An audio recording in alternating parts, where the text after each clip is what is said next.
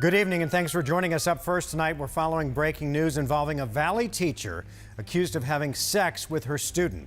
Tonight, Brittany Zamora, who's accused of luring one of her sixth graders into repeated sexual encounters, has taken a plea deal. Court records indicating that Zamora is pleading guilty to one count of sexual conduct with a minor, molestation of a child, and public sexual indecency. The boy's family says the former sixth grade teacher at Las Brisas Academy in Goodyear lured him into sexual encounters through an online chat room and lewd texts. We're still waiting to find out what that plea deal entails. You'll see those details right here on 12 News and 12news.com when we get them. Now